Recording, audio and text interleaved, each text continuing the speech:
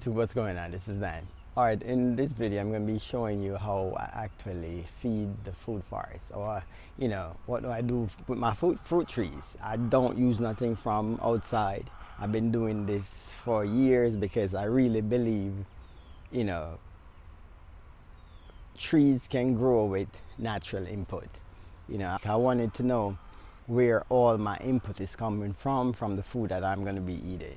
Yeah, that was one of my main purpose for really having the food forest and using the permaculture method, is using what nature gives you to maintain. Also have rabbits, and I use the rabbit manure in the forest. You have rabbits are running around, deers are running around, and they actually go and release themselves around the fruit trees and everything that's grown.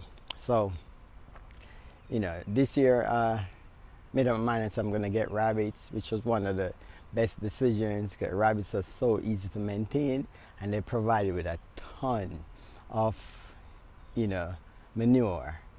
So they just harvest some bananas. So what I did was to chop down the whole banana plant, and I actually use that every banana that I harvested, once I chop it down, it's fed to the soil. It go right back into the food forest.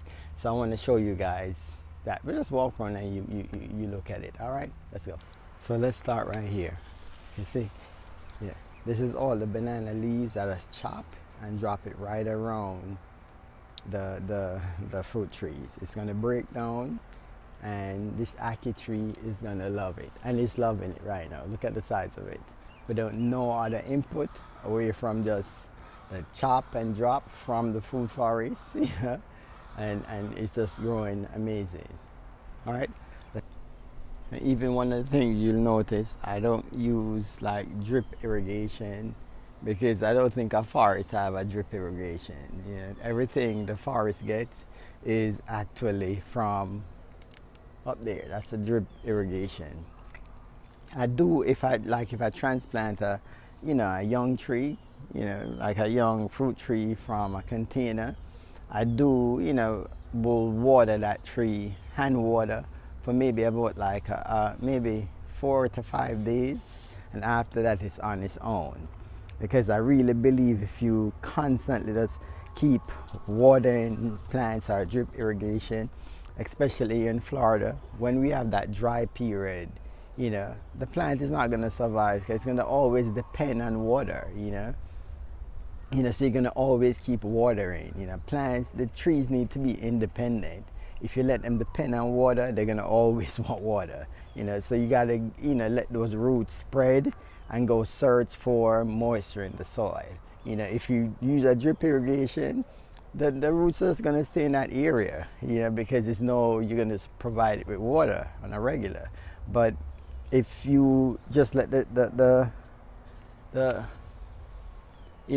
trees go fend for themselves, you have a lot healthier trees, you have less pests, you have less disease, because now the tree develop its own way, or nature intended to be.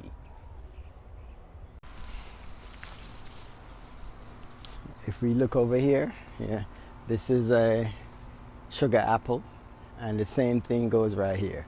Look right here, guys. The bananas are chopped and drop right here, and also moringa, the moringa stalks and leaves, the branches, everything is chopped and it's placed around the trees. And it's easy maintenance. It's going to break down and feed. This is natural input. So when these sugar apple bear fruit, I know what went into it in getting the fruit. It wasn't some synthetic stuff that going to probably have some long-term effect. Went into feeding the soil around these fruit trees. All right, let's walk around here more. Show you some more stuff. If you look right on here, this is the banana flower. I just chop up and just feed, continue to feed the soil around these fruit trees. If we go over here, let me show you some more. Right here. This is a mango tree. See all that new growth, guys? Nothing artificial is here. Just natural chop and drop from the bananas. you know, some rabbit manure, that's it, nothing else. So when I get a fruit from this, I know this fruit is 100% clean. You know, I know every input that came from here, you know, within the food forest. Yep. Let's show you some more. Go right here, more banana stalks got chopped up right here. Same thing here. You know, a lot of moringa and everything, food scraps and everything, just dumped around the fruit trees. And guys, look, everything is, you know, there's a testament. It works. You know, you don't need synthetic stuff in order for your plants to grow. You know, look at all this new growth. This is just nature doing its thing. You know, look, this is all new growth. Yeah. Okay, guys. If we walk around today, I did, you know, give the fruit forest a nice trimming here, yeah, and this is all moringa is dropped around the sugar apple, yeah, and it's thriving extremely well. We go over here. There is a soursop, same thing. The moringa leaves there, drop, break down, keep on feeding the tree, yeah, and the soil in that area. Let's walk around here. Okay, again, more chop and drop. Let's even walk here. This is a star fruit. See it full of blooms. Look at the bottom here. All chop and drop, all moringa. You know, just chop and drop. So moringa is a multi-purpose plant. Yeah, so much benefits. Yeah, more chop and drop. And I do that with not just around the food trees, but just on the ground in general, all around the food forest. It's just everything is just chop and drop. Look right here, the banana stalks, leaves, same thing over here. Yeah, chop and drop.